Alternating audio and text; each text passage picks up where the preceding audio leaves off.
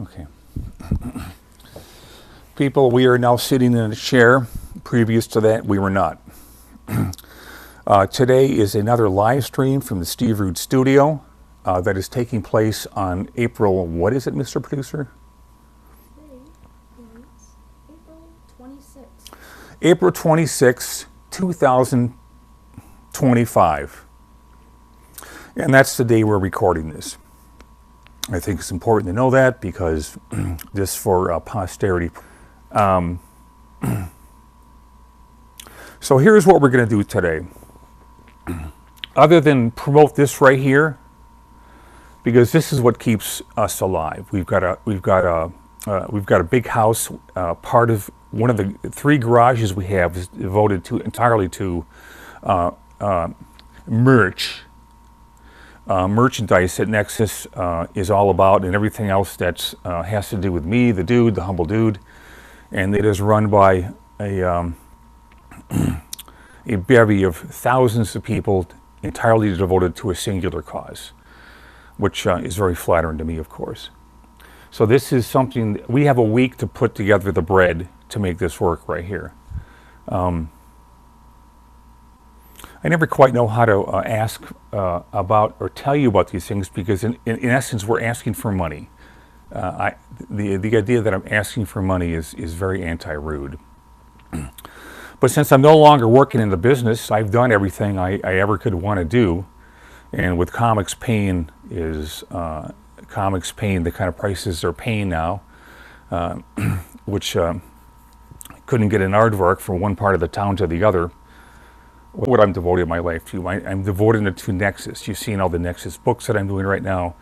They're all written, drawn, inked, lettered, and fussed over by me.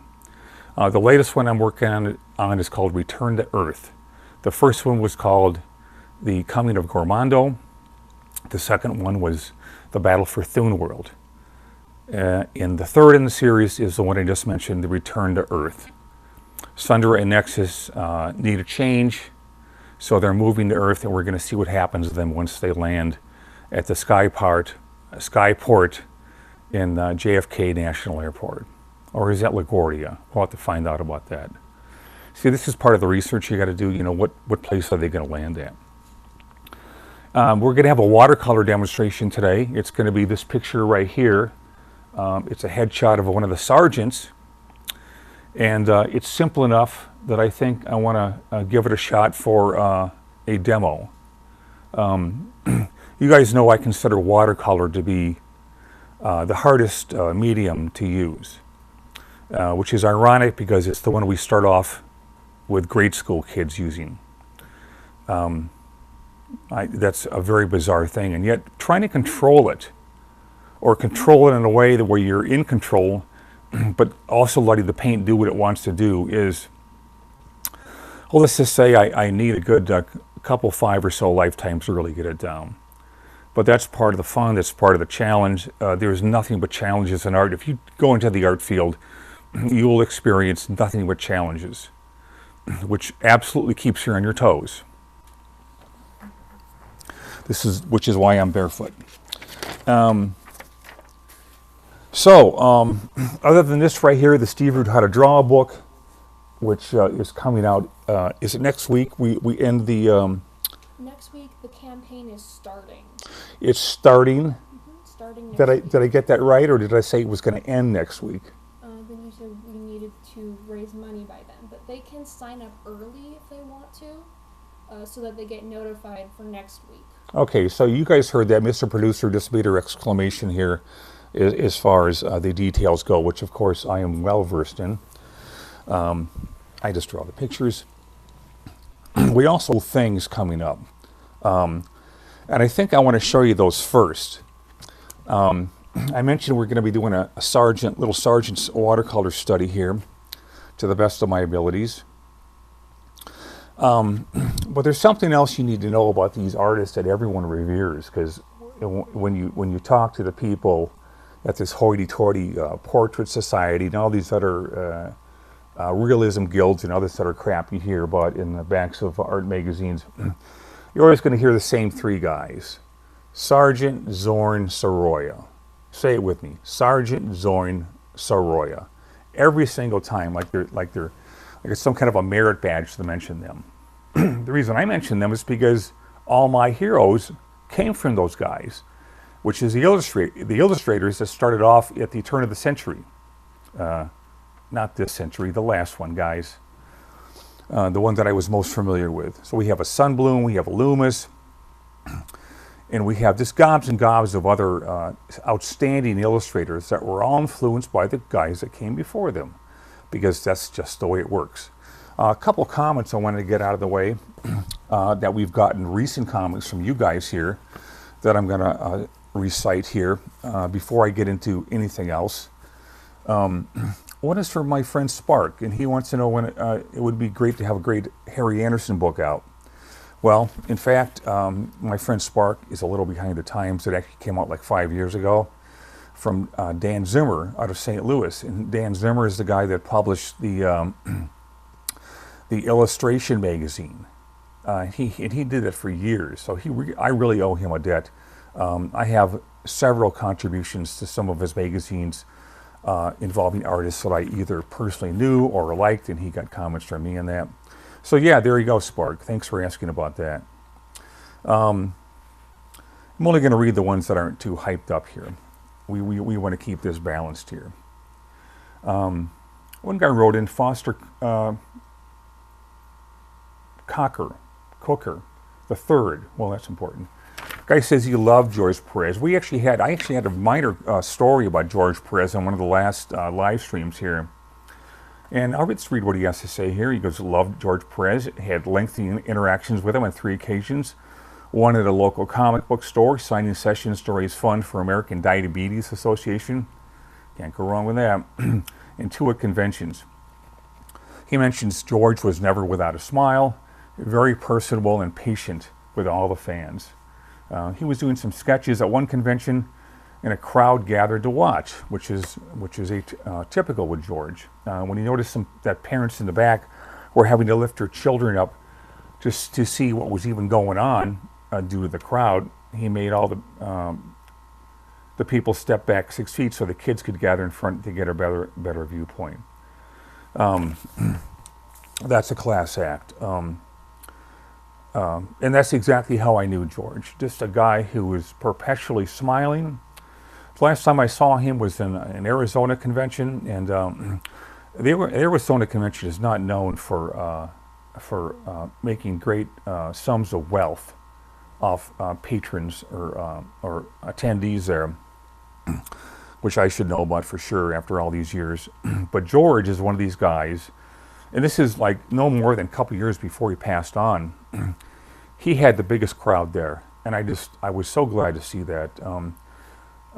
George is a guy who I want to see life give him what he deserves, which is everything. I'm so critical about people's the way they act in public, and how they talk and how they don't talk. George was the paragon of that, and he was consistent, always happy, always talking. The way this guy could talk, I mean, I can talk for maybe a couple seconds before my mouth goes, as you'll soon see here. George could talk for hours, and he never got exhausted. Just what a wonderful man that we no longer have on this earth right here. So that's just a small part of the comments that I got in here. Is there anything else really worth looking into here? Totally awesome. Appreciate. Thank you, Steve. Blah, you know, that kind of stuff. Some guy named Alex Payman wrote in, even the masters have mastery. It's great to see artists who look up to things they find exciting. It teaches us what to look for. Been a long fan of Nexus. We also had a guy that wrote in with a really nice comment. He said, "Why don't you show the reference that you're going to be working from at the start of the live stream, so we can either draw along or paint along, so that, you know, knowing a great suggestion when I hear one, we are doing exactly that from now on." So very appreciative of that. Was that a guy from Spain, or was that somewhere in the Himalayas? Okay, it was in Spain. But a friend also wrote in who was hiking the Himalayas to sound off on that very sentiment. So are we ready? Yes, we are. Let's get it on. You know, another thing I had in my mind that I want to bring up today, because you know all this stuff that comes up kind of in a very organic way, as far as what I'm going to talk about, because I don't premeditate anything. If I do that, I get nervous, and I don't like getting nervous. But in the meantime, let's just slap some paint on here. This is rough watercolor paper. In other words, it's called cold press. I'm just going to put this over the entire thing. Watercolor, pretty much something everyone will tell you about is about layering. Now there's my first layer. If I'm worried about things like little light things, this is where I can pick them out at the beginning here. My shoulder's in the way. Good thing we have a producer here. Otherwise, there would be serious trouble here. And I think the cops have my name on a list someplace for such insensible transactions. A guy named Joe Ballard wrote in. He said, "You did the album cover for my band in 1992 or 1993, Rude Awakening / Silent Cry." Okay, Rude Awakening, I got some things to say about that. I don't know if that's the guy who was the lead singer of the band, but he was wonderful. I just absolutely adored this guy. And he was somebody that told me about the makings of the dynamics that go in trying to survive in a band. And I remember he had a wife that was just the sweetest thing. She was so accommodating, so involved in what he did. That was back in the 90s, I think, when I did that. But I just remember there was it was a 5-piece band, and the main guy that was in control of it. He said to me one time, "You can't believe how hard it is to keep a band working with 5 members in it, because they're all alpha males and they're always fighting and trying to get something in. Quiet, Dick." And I just thought the world of this guy, and I think the album cover was compromised in the way that we had a guy. This happens all the time. You get a reference from somebody. Try this guy, and you try him, and he's really not as good as he proclaims to be. So there was a problem with that. But my memories of the Rude Awakening band is just stellar. What a nice guy. So good to hear from you, from my friend there. And yes, time does fly, as he's aware of it as much as I am. So you see how I kind of work that. I just, this is what good watercolor paper does. You're able to keep layering and layering. Do not think this is easy. Do not think it is not tricky. It loves to fool you. It loves to make you think that it's working good, and then it's gonna drop the 1,000-pound spit hammer on you. Remember I did this right here to get with the water off it, and then I can really get kind of a lighter area there. Of course you know that. One of my old teachers suggested that you always put the background in first, and that kind of frames what you're going to be doing later on. So let's A little bit of this, a little bit of that. And we're gonna plug in this this BG here. That's animation for background. As if you guys didn't know that, I have a very smart audience.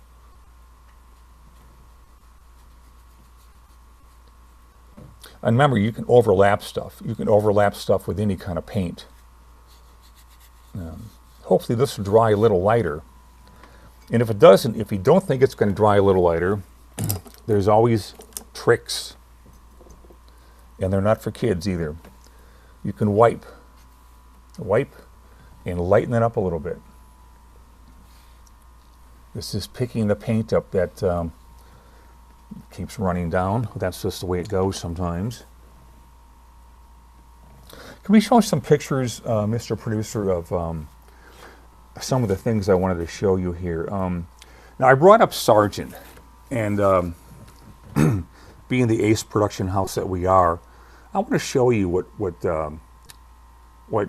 many perceive as like the greatest living artist in my book, certainly, and that would be John Singer Sargent. I just call him Sargent.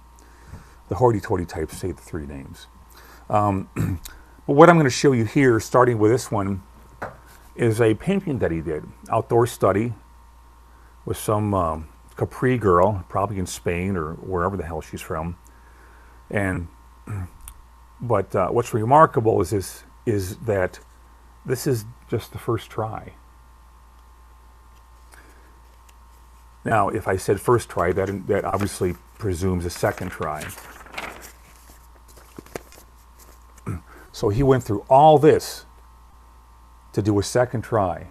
And it's a completely finished painting. I mean, it's all the way done. Not to be outdone by 2 tries. Oh boy, this guy, I tell you. This is the guy to learn from. He did a third version. Holy spit. So when you hear about guys saying, why is he the best? What makes him so good? Well, this kind of gives you a hint of why. Oh, here's another couple billion tries right here of the first try. Another Capri girl. He seems to like those dark-skinned Capri girls from Spain. So there's the first version that he did. They look kind of the same, but they're really not. Here is the second try. Same kind of general thing, but he added a figure in there. Boy, that's devotion. Is that devotion or what? Oh boy, really? A third try? Boy, this guy's really going to town here. And that's the third try. Why do these guys go through so many versions? Because one, they absolutely love what they do. If they were deprived of the ability to do what they love, they would shrivel like a day-old dandelion. Dandelions are found in Wisconsin. I don't know if you guys here know anything about those. This one right here.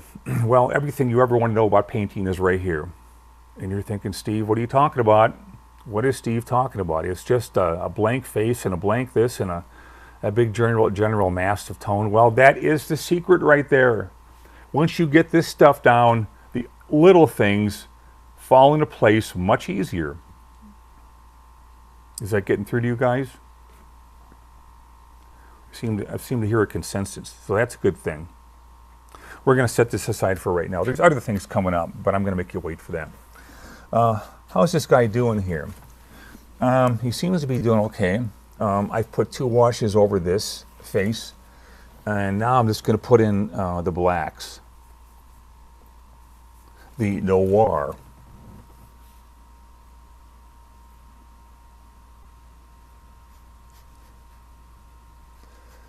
People always talk about, well, I don't use black. I use a mixture of this, and this, and this. Well, I hate to say it, buddy, but it all comes down to black, okay? You can either pre-mix your blacks and be a hoity-toity type, or you can listen to your crazy art teachers that never talked about black. Sargent, the guy we're demonstrating on here, said it's unpaintable without black. So if you want to listen to a guy like that, or listen to your stuck-up art teacher, you decide what that's going to be right here. I tell you, the nerve. Now this is what Sargent did is done an oil paint, and he was, which is interesting because one of his contemporaries, Andrew Zorn, to drop another famous name, started off with watercolor, and he was so good at it. It was just a freaky kind of occurrence, rarely to be seen in nature, in man or animal, man or animal. There you go. See how he fused things up here? All this is fused. That's what I call it. It's called fusing.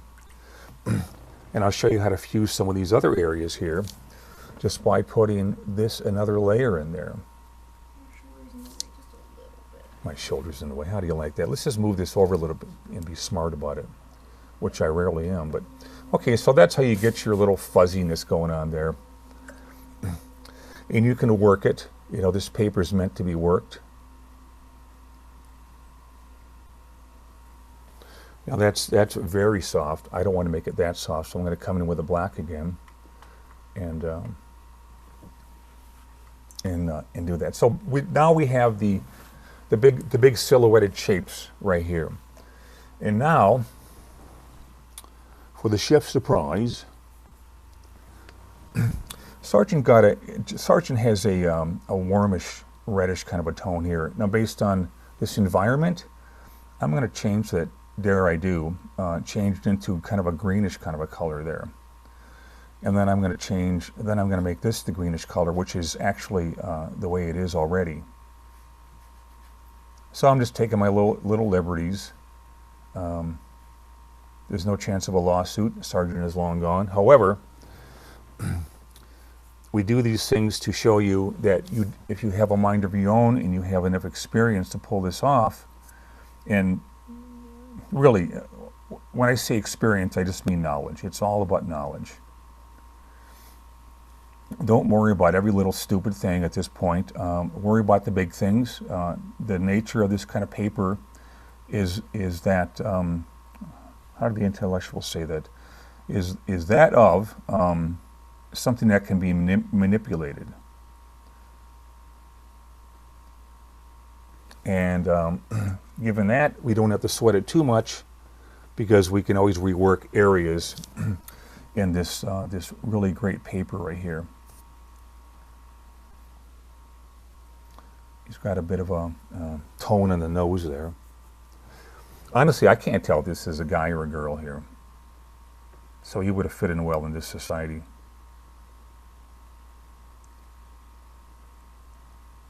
Sometimes you can go around the highlights, and sometimes you can just wipe them.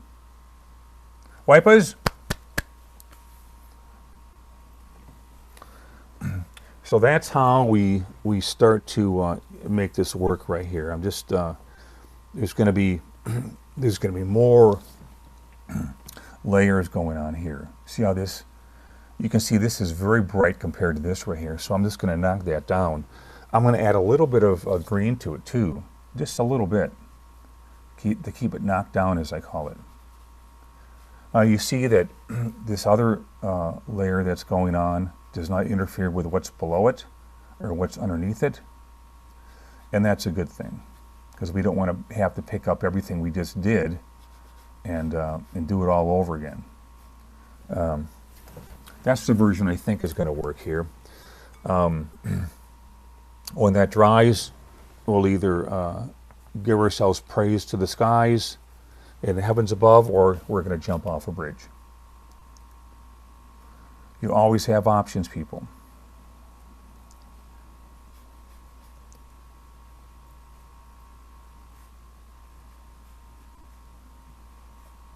And this ear, not quite as dark as the shadow area. I don't know why something on the side plane sticks out so much, but it always seems to be visible in a way that I don't know why it is. So we can while it's still wet, we can do this kind of stuff here, and when it dries, we hopefully have the same kind of an effect going on there. There's a little bit of a, you know, our little favorite part, our little reflected light coming in here, and of course this is done by wiping. So make sure you have wipers standing by. When you do highlights on watercolor, don't be afraid to put white paint in there. Whatever rules people come down with that say you can or can't do something are made up by somebody at some point that likes to instill rules that make no sense. This is art. Last time I checked, it's something that that had a lot to do with rules and no rules, as Bruce Lee might say. But you know how these rule people are. Follow the bloody rules. We've never really gotten along, me and those people. So as it dries, I can see there's little places where I can reinforce the dark areas. You know, we have that Paul McCartney thing up there from which is actually an actual thing from his younger days when he wore a younger man's clothes. And we have some music this time for the bumper. And it reminds me of something Paul Stanley from Kiss said in his bio, which is very, very telling, very honest, and I always love honesty. And he said, he was talking about a song he did when he was in his 20s, and his comments were, "I could never do a song like that today." And isn't that interesting? I know exactly what he's talking about too. We have a long career. Paul Stanley's in his 70s. He had a long, long career. He was very determined to make it big, and he did. He got his wish, and God knows I got my wish. You know, most of my success comes from just perseverance, and that's the word I like to use all the time. It just is nothing more than perseverance. This is drying a little dark, but hopefully when it's really dry, it won't be that dark. But I can see a little areas. I have this little puddle mixed up here. Mr. Producer, you want to see the little puddle that I show everyone, the puddle that I've got going on here? Of course you do. So that means we're going to actually move this spickle spitting camera here and show you the little puddle that I have going on here. Now you notice this side of the face right here is just, there's nothing there. It's just a very straightforward tone. God, the things I have learned through perpetual, non-stop curiosity with how to make something better. The failures come in a dump truck full. The successes, well, let's just say they're a little more rare, according to me. So you don't got to listen to me because, hey, I'm just the artist.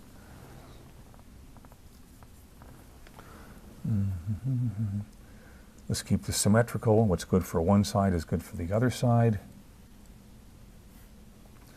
Now there comes a point when you're going to be doing something called lifting too much.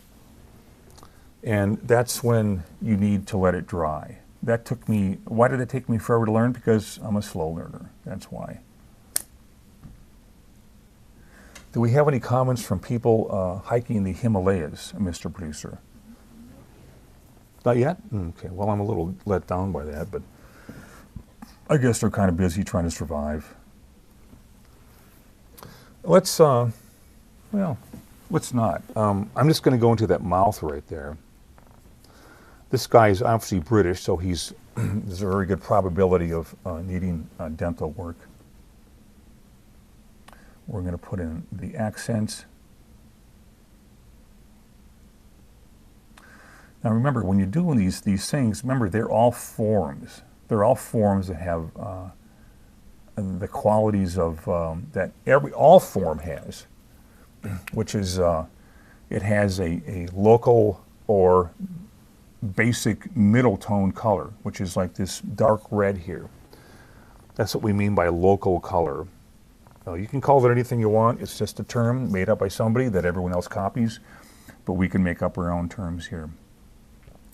We need to punch it a little bit, get it back into shape, I'm not going to worry about those highlights right now. The teeth are very gray looking. So yeah, we're definitely, if he were alive today, I'd send him off to my local dentist and he would be a much happier guy. Now, if this appears to be too dark, you just take your wet brush and you kind of wipe it up.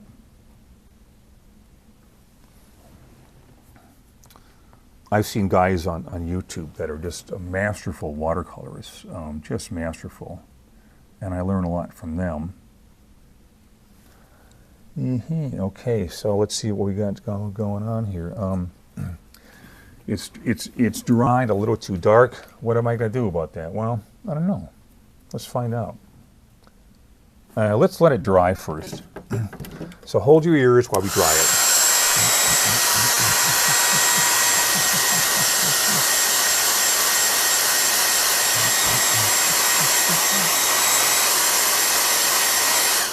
Done. There's nothing worse than guys going off in their blow dryers for 10 minutes here when you're trying to do a demo. So now the surface is dry. Now I can add layers with impunity. That sounds like a big college word to me. Probably learned it from comic books. I don't know. And there's going to be areas that I'm going to have to wipe. Good thing I have wipers available. The eyes are very, very dark. They might as well be black. Keep the contours, or rather the strokes, very explanatory of what the eye is doing. His eyes. You know, he's got eyes that are different from everyone else's. Oh, here comes the hound dog. I can hear her toenails clipping against the... Are we going to show the hound dog here? Hound dog is 14 years old, and anyone that owns blowhards know that they don't... their lifespan is fairly abbreviated. Yeah, but she's my hound dog. I mean, what she loves. If she had a blowhard data sheet, it would say, "What do I like to do?" And the answer would be, "What is it, Mr. Producer?" Chase bunnies. Chase bunnies, that's right. It's a shame that the bunnies have to be scared like that, but nature is a very strange thing, isn't it? In order for one side to be happy, the other has to suffer. So, what a concept. We got a commenter from Jeffrey Dowson. He says, "Hello from Australia. Excellent. It's 7 a.m. and it's raining here. Great to finally catch a live show." Well, we're happy that you caught it. Rain.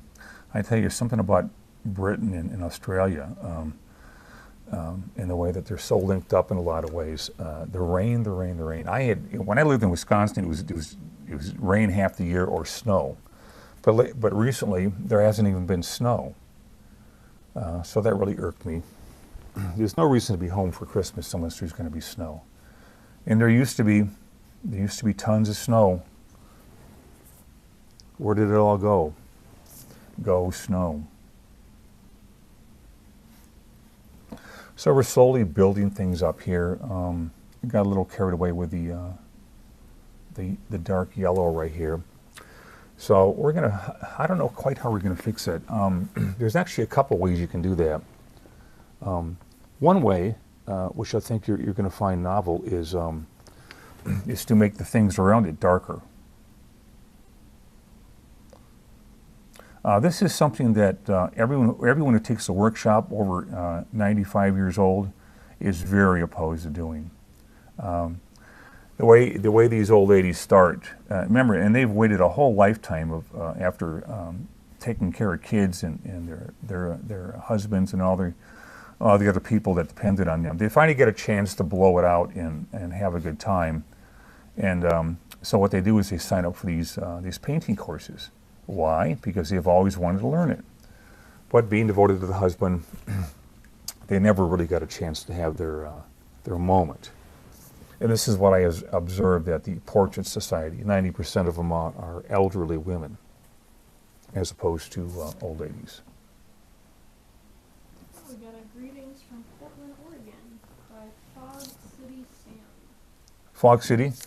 Is he related to anyone from Foghat at all? Good band. I saw Foghat in concert many times. Oh, the things you guys missed that are too young. I just, God, I feel for you guys so badly. So that's one way to do it. Remember how I showed you that little girl with a blank face that Sargent did is a copy of something else? That's the first thing you got to get down. The second thing is going to be interior tones that make it look real, and that's nothing more than tones that are kind of like little things here and there. Now, how am I going to fix this right here now that I've got myself into a spot? Well, this is half the reason you guys tune in, to see what I can do to get out of something. Actually, I'm kind of curious how I'm going to get out of it myself. This is a daily occurrence in the Root Studios here. Oh, there's a pretty green that Sargent put up here. I really like it. It's kind of like a blue green. These could be looked at as accents. We got a hello from Siberia. Siberia? Or Serbia. Serbia. Okay. I need to brush up on my history, but I know there's a lot of weird things going on in Serbia.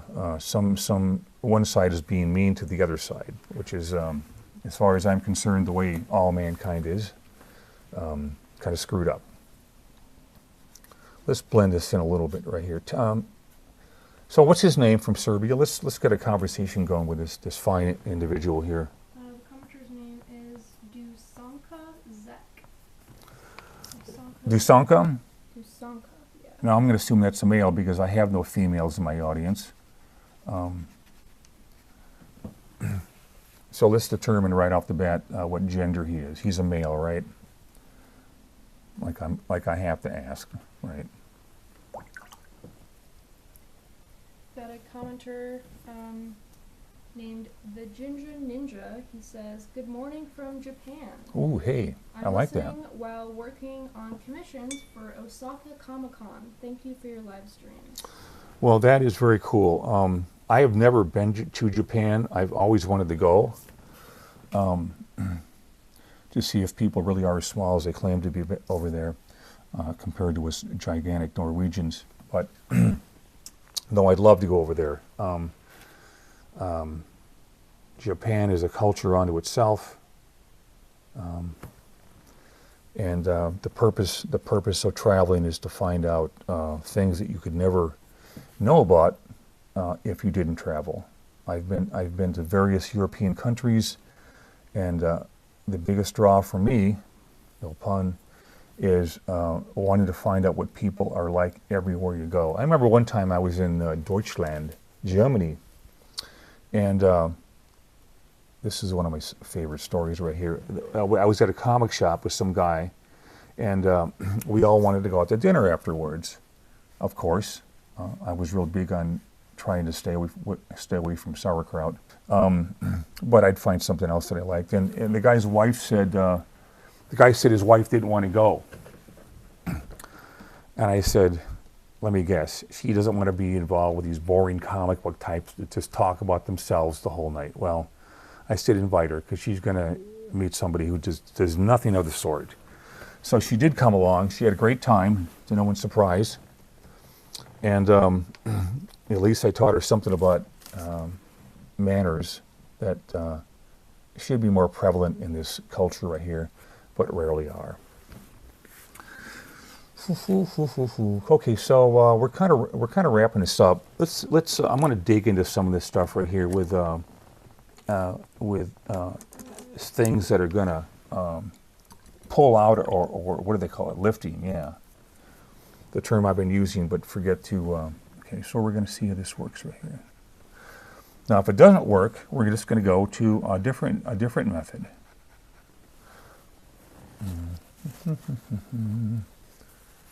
Okay, let's just screw that method. Let's just go to white paint. White paint, the savior of all things that get screwed up. So there's my white paint right there. Now we're going to use it more as an oil painting technique. A little highlight on the nose. And remember, things like this you can manipulate much easier because it's, well, why is that, Steve? I'm trying to think of a reason why. Let's just say for now it just is. It just is. When I'm, a lot of the great watercolors until some 21st century snob came along and said, well, you can't use white in watercolor. Well, that guy's been hung as an effigy in my backyard for the last 500 years. And when you work it right, this opacity stuff right here really kind of makes the painting. Now that's a little off right there. I see his chin. I need to carve his chin out like this. Now remember that this opaque paint that we're adding here, you can dissolve it. You can do anything you want with it. See how over here, how you can just, if you saw my Frazetta demo a while ago, you'll see how I work that into it with a transparent watercolor kind of thing. Oh, here comes the circles. So we heard from Japan. We heard from. Look at that. It's not even a real thing going on there. It's just kind of like an indication, which of course is the way I prefer all my artists to be. Now here's going to be a challenge right here. How are we going to work this out? Well, we don't know, but we're going to try anyway. I see exactly what Sargent did here. First of all, we're going to get some very, very dry paint. And we're going to go like this, which is called dry brushing.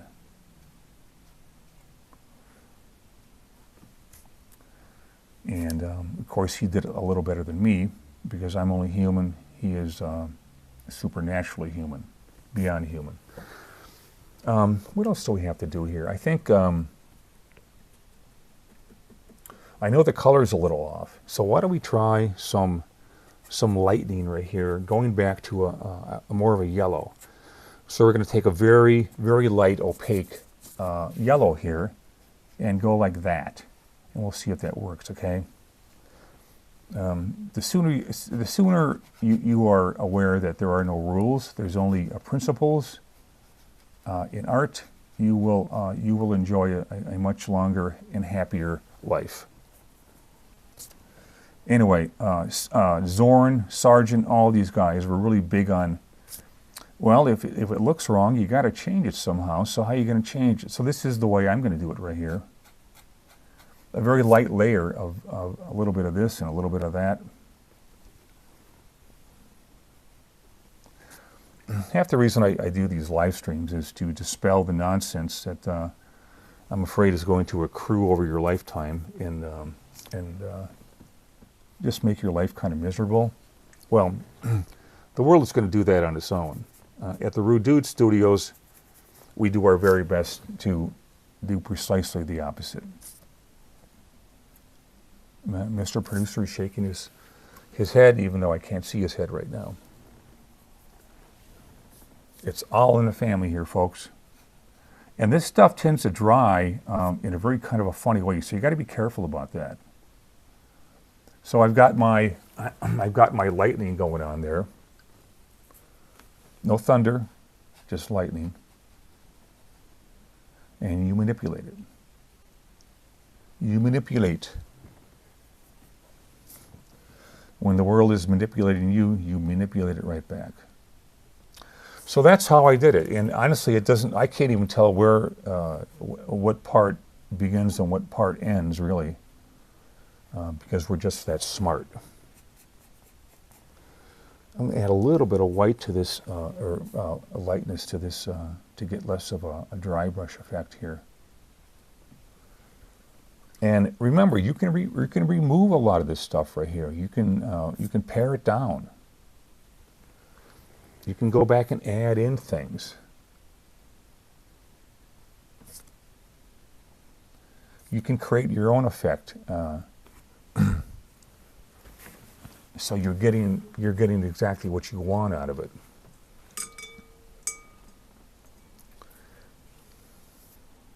Now his face is skinny. It's very skinny here. So let's go back to that weird bluish kind of color here. And I'm going to turn this around, and what I'm going to do is just like carve a plane in there. It needs a little yellow in there. Well, we happen to have yellow. Here's another way to get our soft edge kind of thing going on there. Seems to me his eyes are a little, I've got his eyes a little wide. So this is why we do this for free here as a public service. You can see me try it, and then see me do my best at it, and then you can try it and probably find a way to make it better. It's really that simple. I don't know if I made him look more like a girl or a guy.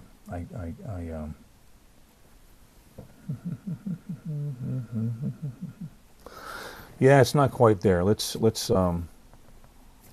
kick it up a notch here. Let's really carve out these planes here with a super hard edge kind of a thing.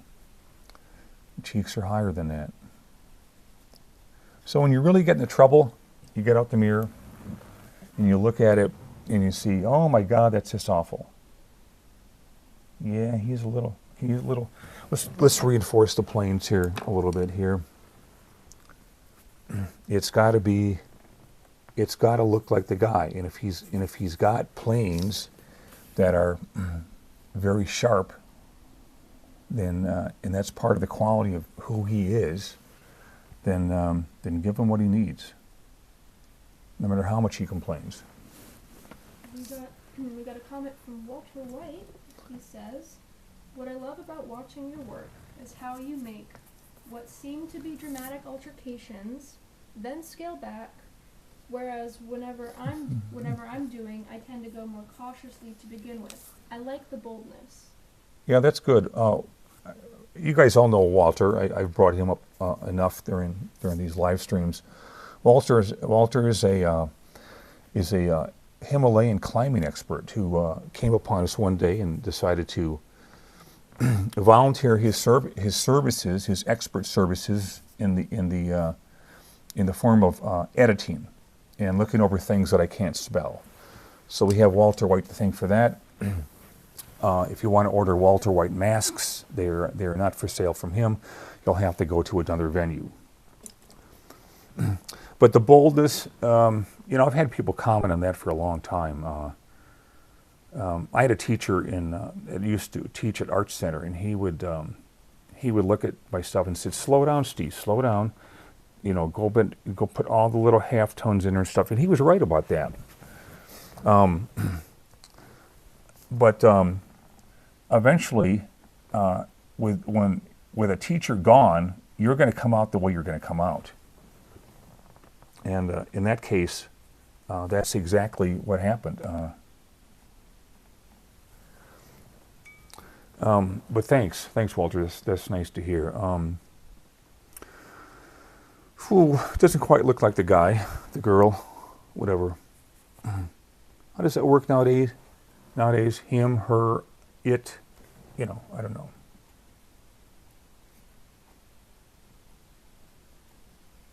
Now this area right here, now that I've got some other paint mixed in here, you can just go like that and very easily just turn it into a soft kind of an edge thing. I don't like the way it turned out, but don't let that sway you. I would maybe I should do what Sargent did and do 20 more studies and see if I can get it right. I think I'm trying to think. When I was younger, did I worry about doing mistakes and either would want to do them over or keep trying? I don't know, but it's much more prominent in my life now than when I was a young dude, perhaps even pre-birth.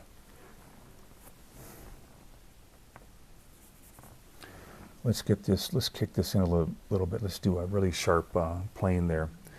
So, I don't know, does that cover it, guys? This area right here where the opaque paint is, that always tends to be a little darker. If you want to just, you know, kind of slide it in there, just wet it up. That's all you got to do. So whatever this person is, Vernon Lee, I think his name is, a little disappointed by it. I should have done a better job in that. Last thing I want to do is put his a little more. So that's the way it goes. If I was doing this for real and I didn't like it, I would keep going. I'd keep trying another version of this. So remember this right here, guys. Help make this work. And I look over all the things we've put out, and there's not a thing that I would ever consider inferior. It's top-notch everything. And I say that because I've seen it. No brag, just fact. So we saw. Did we see the orchestras here? We never saw the orchestras, did we? No, we didn't. Okay, well, dare me ever wanting to try this at least once. That's enough. He went from here, going to another one here.